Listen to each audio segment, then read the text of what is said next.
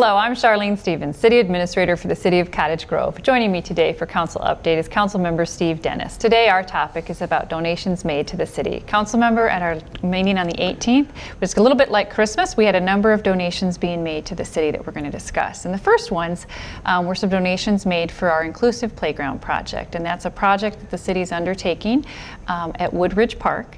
And an inclusive playground is a playground that has play surfaces that are readily accessible for individuals that may have disabilities or maybe in a wheelchair or may have accessibility issues, so that it's accessible.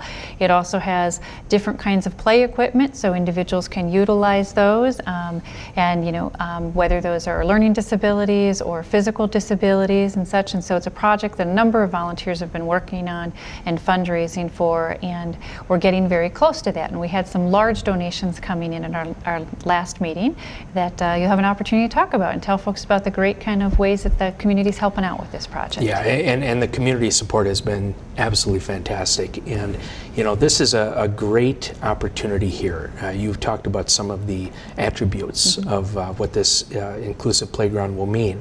I also believe that this will be the largest of its type in the state of Minnesota. So last night we had some very, very generous donations made, altogether $56,000, and we had presentations from a number of groups, including Western Refining and Super America, that donated $25,000. We had Stantec Consulting Services for $6,000, the Cottage Grove Lions Club for a generous $10,000, and our friends at the St. Paul Park Newport Lions Club at $15,000.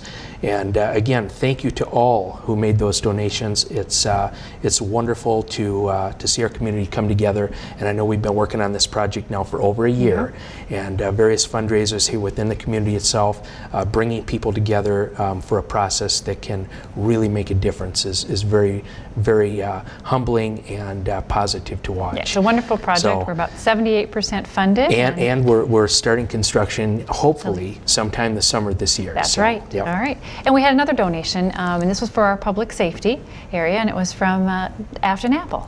We did, and Afton Apple Orchard is a wonderful family-owned business. They donated last night $5,320 to the Cottage Grove Public Safety Board for fire department education. And what they did is they held a fundraiser and donation drive last fall that was themed as Thank Your Local Heroes.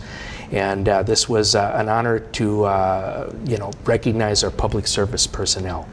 Participants in this process included the Washington County Sheriff's Office, Hastings Police and Fire, Woodbury Police and Fire, and the Cottage Grove Public Safety Department. They also had a Fill the Boot campaign for the firefighters contest, which Cottage Grove won, so Afton doubled that amount to a total of $284, which was added to the entire donation itself. Cottage Grove participated both with personnel and also with some equipment. We brought out some fire rescue vehicles and police equipment to help support that event, and it was really, really nice. Very nice. And we had another donation as well, and this was for actually our Park and Recreation Department. It's going to allow us to maybe offer some different kind of winter programs. Yeah, and I'm very excited about this because this is something we might even be able to offer down at River Oaks, which we're always looking to build that business opportunity. So this very generous donation of $11,000 came from Conway and Catherine Olson. And right now we're in the process of ordering that equipment, and we can't wait to get that here and put that to use. Yeah, and that equipment is a ski groomer and for the trails, and as you said, that we are hoping to be able to use that down at River Oaks and add some winter recreation to that facility and expand that. Yeah, and while they're down there, they might come in for a nice meal too. Well, that's what our hope is and everything. It's a lot of work that you've done. On behalf of myself and the council, I'd like to thank everyone who made these wonderful contributions to our city. And one of the things that I mentioned at our last council meeting is that there are many ways for folks to give back to the community. Obviously, there are certain things like volunteering time, whether it be to some of our nonprofits, charitable organizations, or civic groups, but we also have the opportunity where if people don't necessarily have time to do that or serve a commission, they can actually come in and they can be generous and write a check to the city. And I want to make very clear that no check is too large or too small. Absolutely. Every dollar amount is important and greatly appreciated. And what folks can do is they can designate what they would like that money to be used for, whether it be our police reserve program, the K-9 unit, safety camp, fire department equipment, whatever it might be.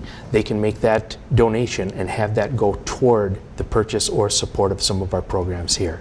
And it's a great way for everyone here to help make our home be a better place. Yeah, it really is. So for more information about donations, contact the city's Finance Director, Robin Rowland. Thank you, Councilmember Dennis.